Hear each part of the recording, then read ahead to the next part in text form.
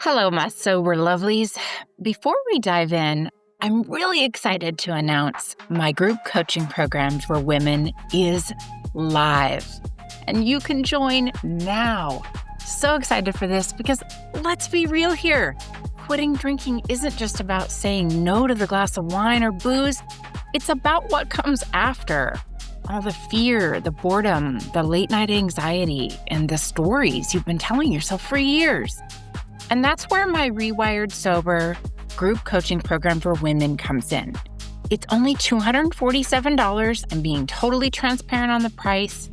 It's for 3 months, and you'll learn how to shift your mindset, build habits that actually stick, and question the core beliefs that have been keeping you stuck, and find healthier ways to deal with that loneliness and that now what feeling. The best part is you don't have to do it alone.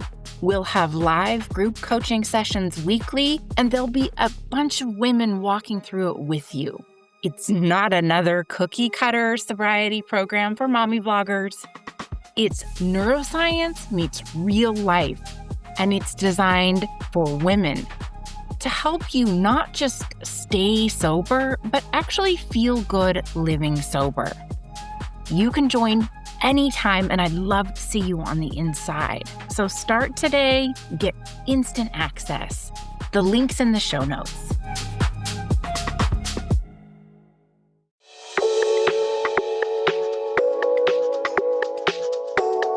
Hey there, and welcome to You've Been Selected. I'm your host, Kate Vitella, and something tells me you didn't just stumble across this podcast by accident. Maybe, just maybe, you've been called here, like selected by the universe for something more. So let's get started.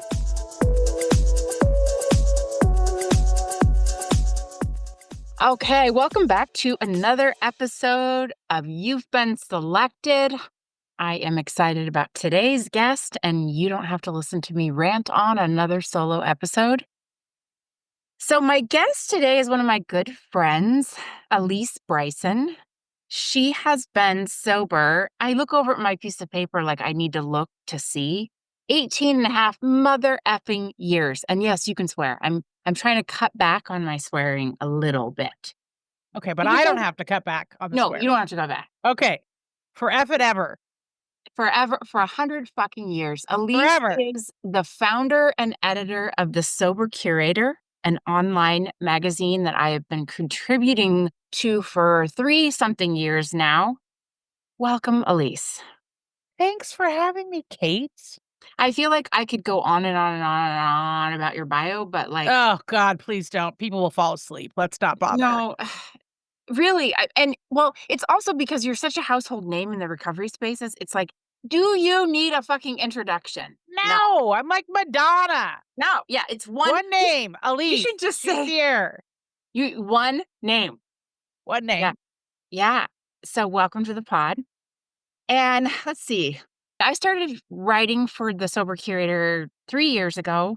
So almost 4 years ago. Fall of 3 years ago. So what is that? 21. Yeah, 21. Yeah. So the story is actually that I posted something on social media of a small town nearby here where I live, and you commented because there was an actual payphone. And I thought, no one's going to know where this is, but I'm going to be like shocking the internet with this sort of lowbrow, like small town with a real payphone. And you're like, yeah, I know where that's at. Like you named the gas station or something. Yeah, I remember that we met on Instagram. I remember that specifically. And I remember when we talked for the very first time, I was actually in Centralia at my parents' house in my childhood bedroom. And found out that, you and I both grew up in Lewis County. Yeah, for sure. Yeah. Yeah. We go way back to the hood. And I remember you talking about the Sober Curator and me thinking you were going to interview me to be a guest, like as a sober spotlight. And I was really excited. And I was thinking, oh my God, I'm like going to be so famous. She's going to put me in her magazine. And then I was like, how about you write for the magazine? I couldn't even. You were like, what? Mind blown. I was like, write a fashion column. I want a fashion column. You love fashion. Let's do a fashion column. Oh my you God. said yes. I said yes What because were you thinking? I don't know. I was thinking that, like, I could start it and then the ideas would come. I mean, one thing I know about fashion, and I love, love, love clothes and I love fashion, but I am not a designer. I am not a stylist. I am not even an influencer. Tried as I might at the time, like, that was just not my area of expertise. Now, I I did what I could to write about it and to express what I could about how it was so impactful on my recovery journey, just as it allowed me to express the phase I was going through at the time. Mhm. And of course, we have a shared love for fashion, but you were also just gracious enough to even give me a platform. Well, we bonded over Juicy Couture. Oh, that's So, right. which by the way, I was at a Home Goods today. I bought nothing, by the way. I'm still on my buy nothing, no spend 2024 year. But I still like to walk through Home Goods because it's like a sober person walking through a liquor store. It just seems like a good idea. Anyway, I'll get to my point. I saw a Juicy Couture pink satin dog jacket today. That Ooh, was Bella's size. That's my dog, Bella. And I thought of you and was like, I really need to get this. And then I was like, no, she doesn't even like wearing clothes. So I put it back. good job, because Bella's But a I think nature. I'm saying all of this because I think your very first post on the Sober Curator has Juicy Couture in the artwork. It does, Because we it did like a does. collage. We did like a collage. Because I had a flip phone, and then you found an image of a Yeah. pink one, and that was yeah, because I was talking about my first kind of dip into fashion was, like, in the '90s, and that's when Juicy was big and, like, furry boots and all of that, and, the perfumes and the flip phones and just all of it together. You put together this funny, like, compilation of photos, and I mean, I was just telling someone I did an episode this morning, and I was just saying, we work on things until we get better, right? We just take messy action until it gets better. Like, check out my first article on the Sober Curator. It's laughable. I didn't Well, and I even. did the artwork and I was early to being a air quote designer, right? And at the time I was really proud of that collage that I put together for you. I was like, yeah, I'm really good at this. Well, I mean, yeah, that's not your day job, and I'm not. I don't work in the fashion world, so we were just doing the best we can. But I love us for that. I love us for doing that and for continuing to do that.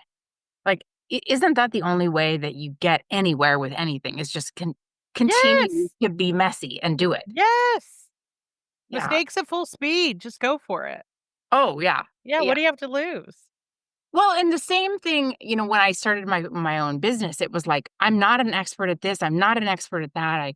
I don't know the most. I mean, there was areas of imposter syndrome, but it was almost like if I don't start, I'll always wonder. I'll always have this feeling like I should have done it. And I just, gosh, everything I've learned on my sober journey about being courageous and being your true self and all the recovery tropes, I'm like, I can't not do it. I just have to do it. So, speaking of that, let's talk about the Sober Curator for a minute. I'd like you, although this is your 8,000th time of explaining what it Mhm. is and why you developed it. I'd be happy to have you do that for my audience because it's my audience right now is my dog and my grandma, so they don't know about the Yeah, Sober they need to Curator. know what's going on. Yeah, that's no problem.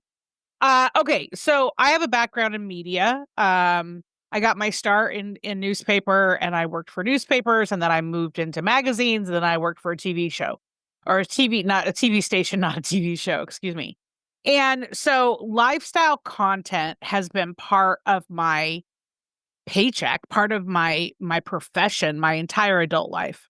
It's just something I kind of fell into. I've always been on the sales and marketing and advertising side, but then that ended up dabbling in a lot of events and sponsorships, and there was lots of opportunity to be creative. So I kind of had that going for me, and I got sober in 2006 before there were all the things that there are now. Yeah. And I didn't really pay attention to a lot of it because I was already sober, right? Like I didn't need to read Quit Like a Woman because I'd already quit like a woman a decade before, right? Yeah. Yeah. So, but what I started to notice is, wow, there's all this stuff coming out, books, podcasts, movies, TV shows. finally some merchandise that's not like weird, creepy wolves howling at the moon surrounded by a circle and a triangle, you know? So like I was excited. I was like, wow, I wish there was like a sober magazine, like Vanity Fair or Rolling Stone, something cool and hip, but that was all the content was through the lens of recovery, sobriety, lifestyle. So I couldn't find anything like that. And the few things I found, there are some sober magazines out there. You and I have joked about them. Um, they are really designed and targeted towards people that are thinking about getting sober or in early recovery. They're full of treatment center ads. And you know what? I think I probably would have looked at those when I was in early sobriety if that had been available when I was getting sober. It wasn't. But it didn't really speak to me as a woman in long-term sobriety, and for I just call anything over 10 years long-term Yeah. because it's hard to stay sober with no days off. Like, it's not easy. It does get less hard, but it's never easy. And so, I couldn't find it, and I had been talking about this idea with a friend for a couple years, and then when the pandemic hit, I didn't do anything at first. I just started, like, crafting and playing Legos and, like, diamond painting and baking banana bread. But once I realized we were a few months in, you know, I was like, "Shit, we're gonna be here for a while, and I wanna be able to look back on this gift of time and know that I spent it well." And so I was like and I had taught myself WordPress because I had built my own, AlysseBryson.com that kind of was like a showcase of a portfolio of my professional work. Had done a lot of events, I'd done a lot of public speaking, and it was all under kind of the lifestyle, fashion, travel, whatever. And so, but I was definitely not a blogger. I don't consider myself a writer. I don't consider myself a graphic designer. But I've been around so much of it, I've been exposed to so much of it, that I kinda knew all the things that needed to happen to make it work. So I packed up my dogs and grabbed my laptop, and I went down to my parents' house for a week. I took a week off of work, and I just was like, "I'm gonna figure this out." And I had one friend, that I worked with, she actually was in, Texas, and we just kinda started laying it out like it was a lifestyle magazine, but I knew it was gonna be digital. And I was like, "Okay, so we've gotta have, like, food and drinks, we've gotta have entertainment, we've gotta have lifestyle, I wanna have fashion, I wanna have travel, and let's put some resources in there." And so we just kinda started, and as I was building out the site and we were trying to get a bunch of articles in there, I accidentally published the website and made it live before I was ready, and I didn't know how to unpublish it, so I was like, "Whatever. I guess I guess you really do start before you're ready. Just start." Like, just because I turn the lights on doesn't mean anyone's gonna come by, you know? Yeah. And the original name was actually The Sober Critic, and about a couple weeks in, I was like, "You know," I had thought that was the name for, like, a year, but then I was like, people are gonna not this isn't gonna hit right. People are gonna think I'm criticizing other people's journeys, recovery, sobriety, whatever, and I'm not. Like, Yeah. I think there's a lot of different pathways to sobriety recovery. Um, I think there's a lot of different types of some people maybe don't go as low or as far into it as I did, as you did, right? So, yeah, we just started. There were 4 of us, and all 4 original people are still working on the site. One of them is my sister. And we just kinda started, and I mean, I had a little bit of money. I was bootstrapping the entire project, and I was just pouring my little heart into it. I was just trying to design things and managing the social media and just kind of just, like, turning out as much content as I could, and we were doing a lot of things like virtual ways to be connected during the pandemic because a lot of meetings had gone online, and there were things like, you know, that organization Daybreaker that travels around the country and does those like sober yoga Oh, raves? yeah. They were doing those online, and all these people were doing things online. So we were doing a lot of focus on the online stuff. Yeah. So that's just kind of how it started. And now, 4.5 years later, there's like 45 people working on the site, and I have an investor and I get to work like not full-time on the project, but like more than 50% of my time is spent on it. And I have a couple of employees that work on it. But everybody that contributes as a writer, it's all volunteer based. So we're just, we're spending money. We're not making any money. We don't do any advertising. We're not a nonprofit though. It's just kind of what's it going to be when it grows up. But what it is it's two things, I think, really. It's the community of you and me and all the contributors, because we get together every month, and relationships have formed that, you've made friends with other contributors that I don't need to be in the middle of. And so it's been really fun to see all of that evolve. And then our audience has evolved, because we've got all kinds of content popping off now, including Yeah. sober horoscopes and fashion. Yeah, And it like, who is. would have known when you started that fashion column back in September of 21 that in just a few months we ended up going to New York Fashion Yeah. Week, and you ended up walking in the Break Free fashion show, and everybody in the show was in recovery or sobriety or had something to do with mental health. Like, never in a million years did I see any of that coming. It's been a really wild ride. Yeah, it's the epitome to me when, when you say it's gonna turn out better than you could have even imagined. Yeah. It's that. Like, I go back to that in so many other areas of my life. I I never thought I would be walking in New York Fashion Week, and so anything is freaking possible, like, anything. And Anything. and that being a sober curator and doing the break free, the modeling, writing for you is actually what sort of catapulted me into wanting to go through the nurse coaching program, open my own business, start a podcast, because you showed me that I could literally do anything. I mean, it sounds like a very Michael Jordan moment, like, but Well, really, I wanna be like your mom manager. I'm like your Kris Jenner. Like, oh my I'm gosh. trying to just you and several other people. I here's the thing. I love to be the center of attention. Of course I do. But what I love even more than that is helping other people be the center of attention and helping them sparkle and shine. Like, I love that. And so the Sober Curator lets me have both. Yeah. I remember you went to one of my first local castings after I got back from New York. We went to Portland and I did Portland Fashion Week casting. Oh, yeah. You went with me and I wore jeans.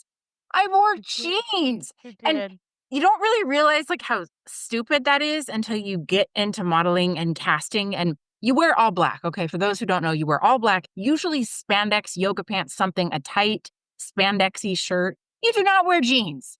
I wore stretchy, skinny jeans with like some nude naturalizer pumps. I mean, it was so bad. Oh, I remember those shoes for I sure. was so, I was so like just thrilled to be there. So yeah, all the way back. And I don't even do the modeling stuff anymore, but I really like to go to fashion shows and stuff. But gosh, layers upon layers of really bizarre, fun, incredible experiences from the day that I joined the Sober Curator. And you're right, And I followed friends. you. I have not been at every fashion show, but I have been at a lot of the shows that you've been in.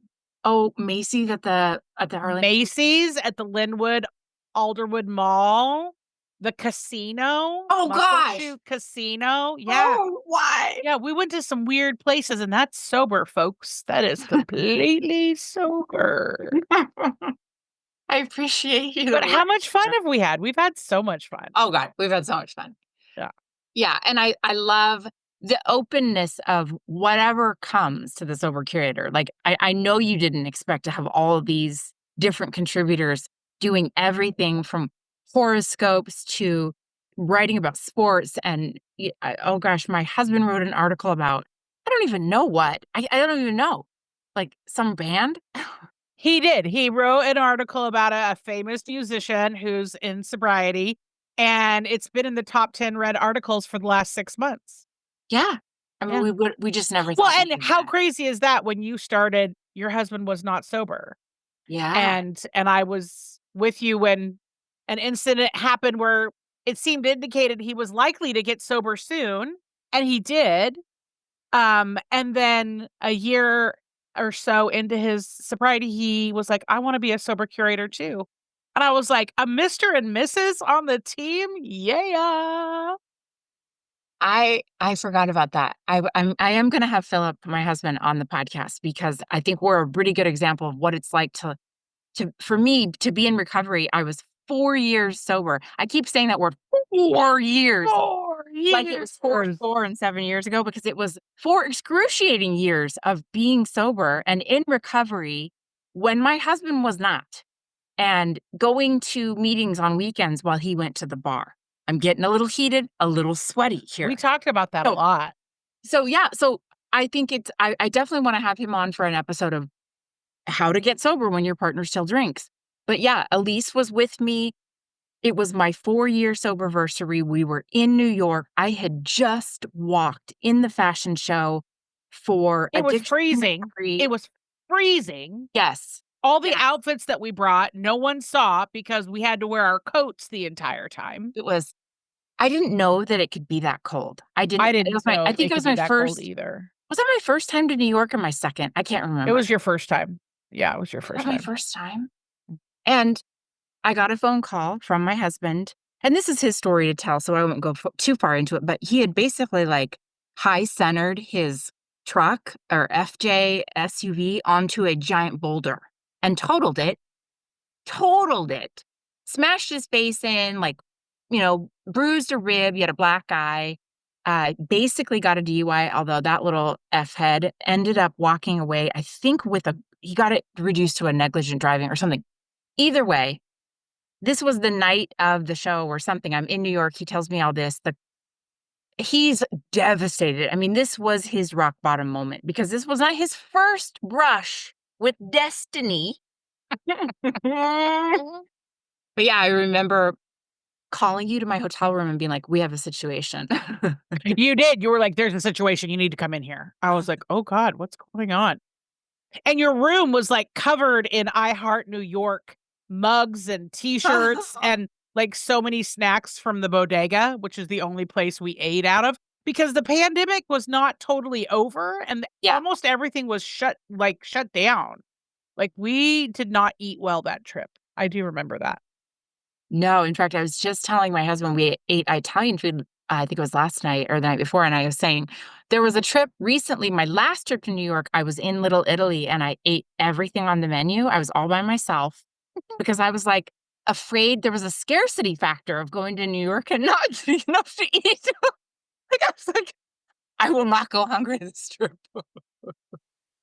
So I mean, most people don't experience going hungry in New York, but that first year I went, I think everything was closed down. It was like they closed really early. We kept getting out of events at like 10 o'clock at night. There was Yeah. nothing.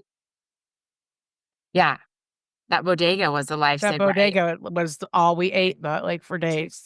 It's like, There was snow. It was awful. yeah. I mean, the show was fun. The show was fun. Yeah.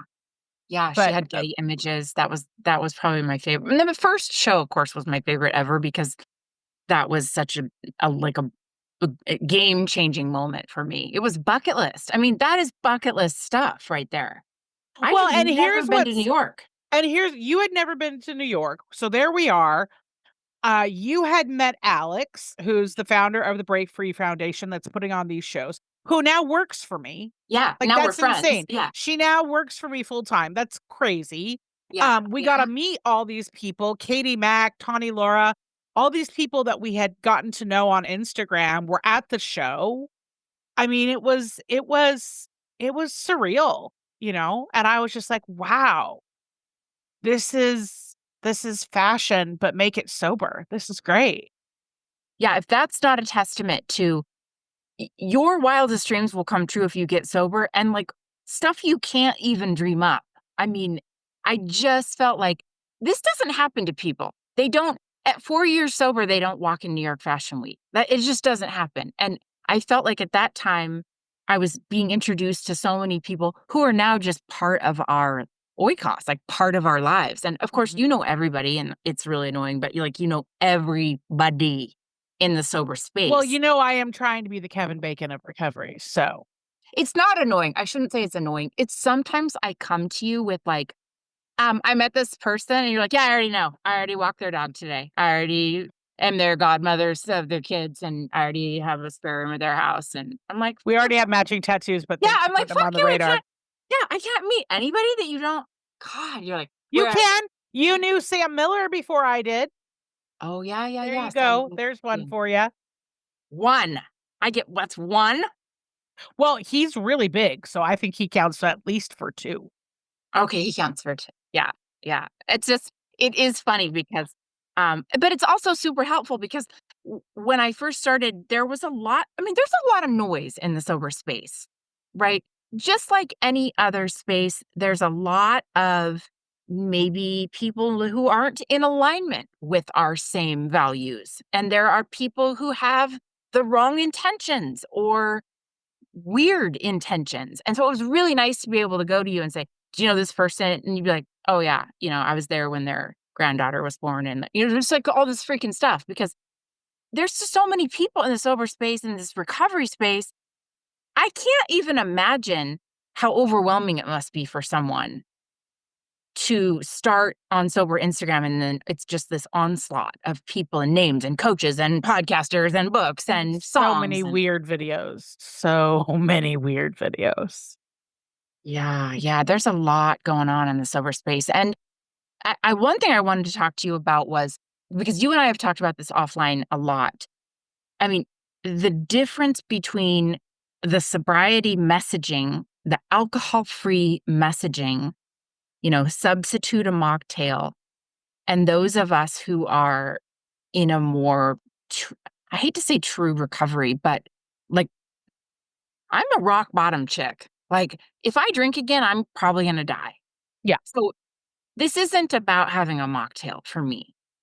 This is something different. And I know that it's the same for you. So I was hoping you could kind of elaborate on your Yeah. Yeah. I mean, there is such a range. Some people identify as sober. Some people identify as being in recovery. Some people do not want to identify as being in recovery. Some people want to be alcohol free. Some people want to be zero proof. Some people want to be California sober. So, I mean, there's like so many different labels, right? Um, and it is a little tricky. It is a little wild, wild west, right? And I think it's super cool that there's so many fun alcohol-free beverage options now. Yeah. Because as a gal who went to so many events all over Seattle during my magazine days, right? I was constantly like the awkward one drinking sparkling water and everyone wanting to know why I wasn't drinking. And you don't like now you can get a drink that makes your drink look like everybody else's, right? But also like I didn't drink for the taste before. I'm certainly not drinking for the taste now. Like so do I enjoy an elevated complex flavor profile? Sure. I mean, when it doesn't taste like dirt or dandelions, Oh my God. you and I have tasted a lot of really bad things. We've tasted some horrid mocktails. Horrid. I mean, Horrid. I'm not even going to say the name of the one, but Don't do it. Yeah. we decided the ingredients were dryer sheets. Well, it was like putting a dryer sheet in your mouth, chewing on it, and then having a dandelion and like a mushroom. Oh, and some grapefruit. Someone squirts some grapefruit. Disgusting, right? It's disgusting. But I also do appreciate that I can go to a celebration now and get a fun drink with a fun name, with some fun garnishments and fit in like everybody else. I think that's great, right? I think it's great. But I'm still going to drink Diet Coke and water and iced coffee. Like, it's still what I'm going to drink, right? But for some people, like, that was a really big deal. Where I get confused or judgmental or bitchy, depending Or on the critic. day. The sober critic. Or when I turn back into the sober critic, it's like the people that they don't have a disease. They didn't hit rock bottom. They didn't have a problem with drinking. They just quit because for health reasons or for health reasons, for maybe they're on medication or whatever. Yeah. It's like, okay, then why do you have to talk about it? Like, that's the part I don't understand. If it wasn't a big deal and it was easy for you to quit, then why are you? Because most people that I know that don't have a problem with alcohol, they just never talk about it. It doesn't even occur to them to talk about it. So that's where I get like, Are people in denial? Are they not in denial? But, like, it's also none of my business, right? It's none of my business. And I think I thought of myself as an alcoholic from way early on, but I kinda wore it like a badge of honor, like, I'm a professional drinker, I'm not an alcoholic, that's for quitters. Like, I had all those jokes, right? Blackout Bryson was my nickname, people called me Bob for short. And when I would explain it, people would be like, "Why do people call you Bob?" I'm like, "Oh, it stands for Blackout Bryson because I black out when I drink, like, 90% of the time." And, like, some people did not think that was funny. And I remember thinking, "Fuck you, I'll go find someone else that thinks this joke's funny because it is funny." But not really, right? Not really. And, you know this, at the Sober Curator, we have some people that are part of our group that do not identify as having a disease or being in recovery. They do not identify as being alcohol-free. And I thoroughly enjoy their company. I thoroughly enjoy their content because we have similar missions when it comes to having a better life, right? And working on yourself. But when you get onto social media, it is just the wild, wild digital west out there. My nickname was Kate Winslet. So, Wine slut? yeah, like Winslet. Oh, I like it. I That's good. know. Well, and I said all kinds of jokes too. Like people would offer me Coke or, whatever drugs at a party, and I would say, "No, I'm a whore and an alcoholic." Like those are my vices. I don't Those are my things, but thanks. but thanks. I'm Kate Winslet. So yeah, I said all that kind of stuff. I get what you're saying. I personally don't care either. It's a range of alcohol free, Cali sober, all the sobers. I mean, what were we saying in LA that we were Cuban sober because we Oh, don't yeah. we We're don't do Cuban. coke? We only do coke. Oh, we Yeah. only do coke. We're Cuban sober. We only do cocaine. But There's that's there's a funny. I'm lot sorry, but going that on was out funny. there.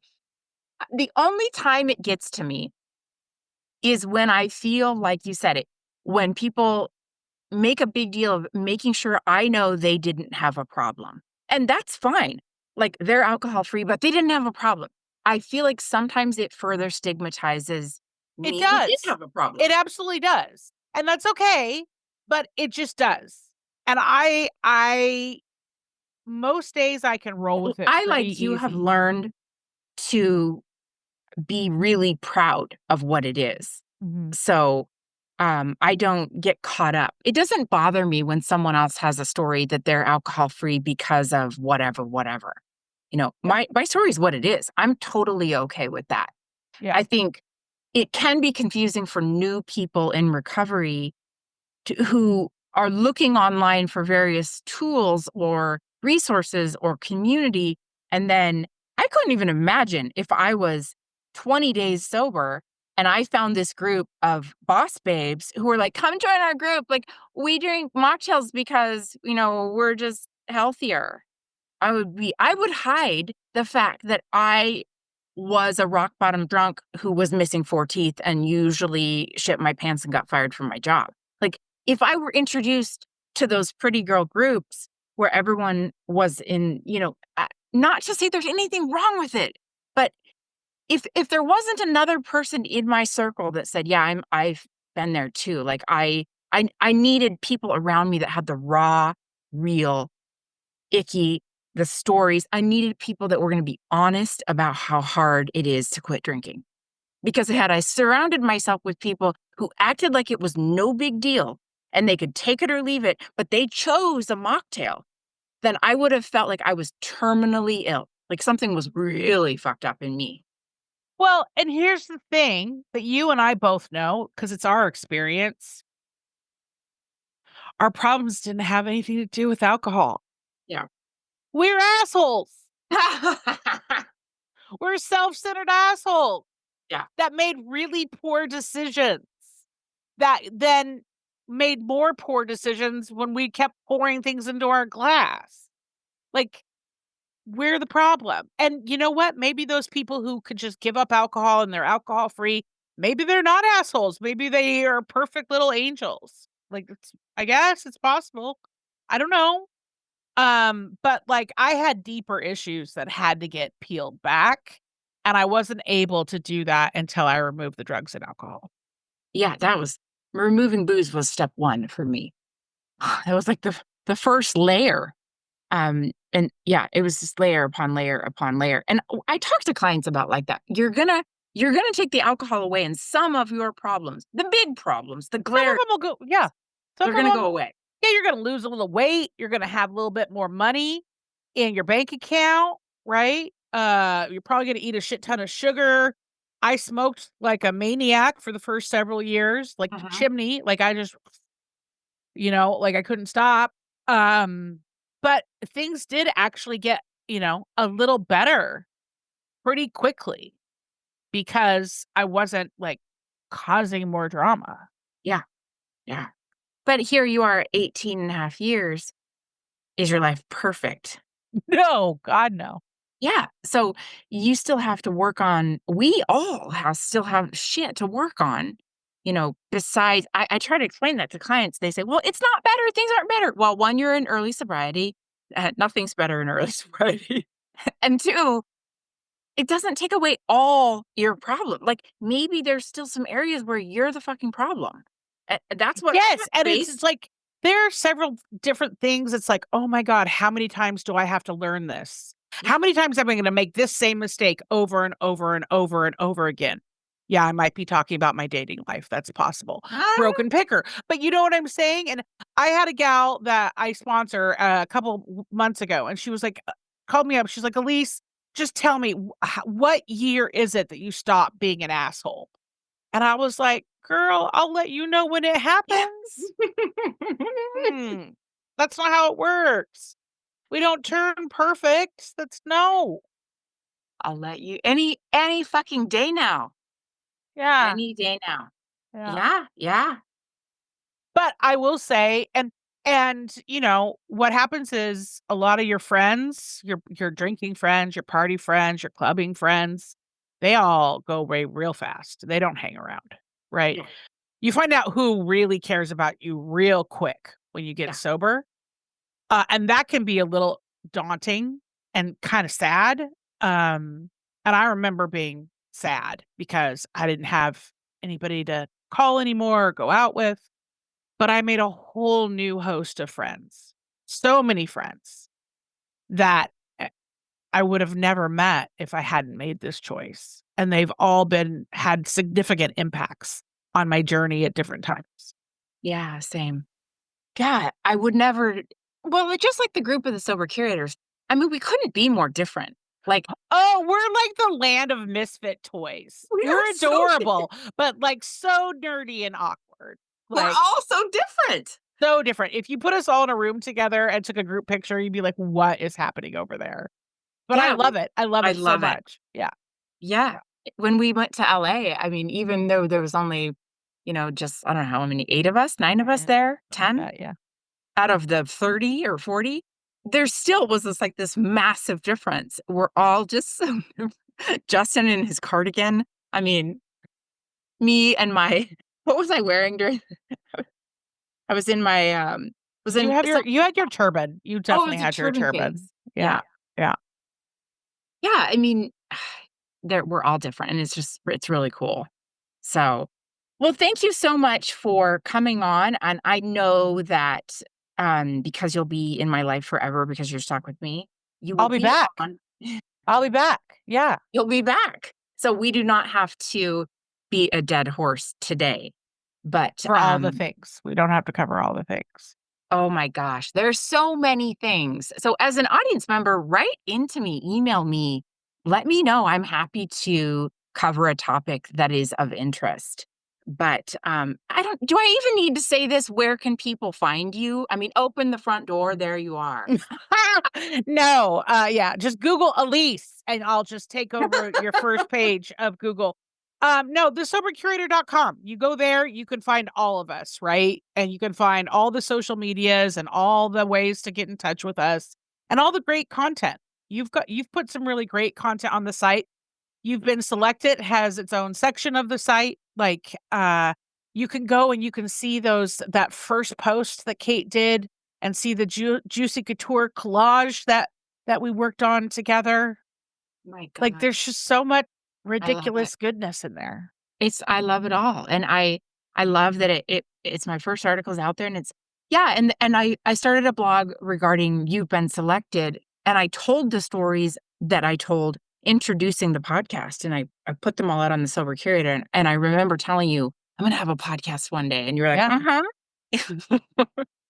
When you wear jeans to a model casting. No, I know, but you've been awesome support, so I No, appreciate. I know you can do anything you put your mind to, Kate. Like, you are a go-getter, right? You're a go-getter. Yeah, for sure. Yeah, but that's 100% sobriety and recovery. Like, when I say I'm gonna do something, I'm gonna do it. And that's, what do they teach you in basic, like the very beginning in basic training?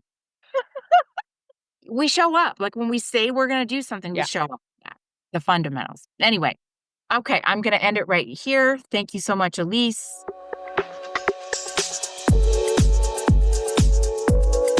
Thanks for tuning in. You can find me on my website at katevitella.com.